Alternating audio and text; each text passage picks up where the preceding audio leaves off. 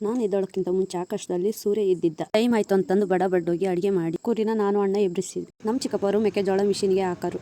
ನೆತ್ತಿ ಮೇಲೆ ಆಲೆ ಸೂರ್ಯ ಬಂದಿದ್ದು. ದಿನ ಜಾಲಿಕಾಯಿ ಬಿಡೋ ಹತ್ರ ಯಾರು ಮಾತಾಡಿಸ್ತಿದ್ರು ಇವರಿಬ್ರು ಬಂದು ಮಾತ್ರ ಮಾತಾಡ್ಸೇ ಹೋಗೋದು. ಇವ್ರ ಜೊತೆ ಸ್ವಲ್ಪ ತಮಾಷೆ ಅಲ್ಟೆ ಹೊಡ್ಕೊಂಡು ಮತ್ತೆ ಮನೆಗೆ ಬಂದಿದ್ದಾಯಿತು ಜಾಲಿಕಾಯಿ ತಿನ್ನಿಸಿ. ನಾನು ಮನೆಯಿಂದೆ ಕಸ ಹೊಡಿಬೇಕಾದ್ರೆ ನಮ್ಮ ಅಕ್ಕನ ಮಕ್ಕಳು ಬಂದೆಲ್ಲ ಆಟ ಆಡೋರು.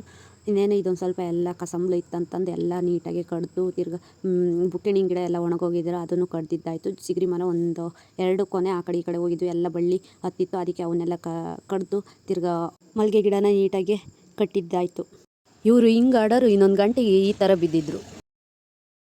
ನಾನು ನನ್ನ ಡಾರ್ಲಿಂಗ್ ಊರಿನ ಜಾತ್ರೆ ಹೇಗೆಲ್ಲ ಕ್ರೌಡ್ ಇತ್ತಂತ ನೋಡೋಕ್ಕೆ ಒಂದು ರೌಂಡ್ ಹೋಗಿದ್ವಿ. ನಮ್ಮೂರಿನ ಜಾತ್ರೆ ತಯಾರಿ ಈಗಿರುತ್ತಂತ ಅಂದ್ಕೊಂಡಿರಲಿಲ್ಲ. ಆ ಥರ ತಯಾರಿ ಮಾಡೋರು.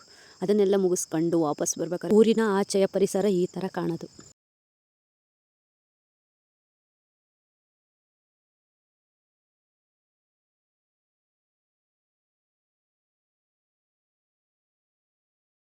ಹಾಗೆ ಬರುವಾಗ ನಮ್ಮ ಮಾರಮ್ಮನ ಕೋಣನ ಯಾಕೋ ನನ್ನನ್ನೇ ಗುರಾಯಿಸೋದು. ಅದನ್ನು ನೋಡ್ಕೊಂಡು ಮನೆಗೆ ಬಂದಿದ್ದಾಯ್ತು. ಫ್ರೀ ಬರ್ತವೆ ಜಲ್ದಿ ಬದುಕು ಮಾಡ್ರಿ ಅಂತ ನಮ್ಮಮ್ಮ ಏನೋ ಒಳಗೆ ಕೆಲಸ ಮಾಡೋಳು, ನಮ್ಮ ಅಕ್ಕ ಕಸ ಹೊಡೆಯೋಳು, ನಾನು ಇವಾಗ ಮುಸ್ರೆ ತಿಕ್ಕಬೇಕಾಯ್ತು. ಪಾತ್ರೆಗಳು ನನಗೋಸ್ಕರ ಕಾಯ್ತಿದ್ವು. ಇವತ್ತಿನ ಲಾಗ್ ಇಷ್ಟ ಆಗಿತ್ತು ಅಂತ ಹೇಳ್ತಾ ಟಾಟಾ ಬಾಬೆ, ಮತ್ತೆ ಸಿಗುವ.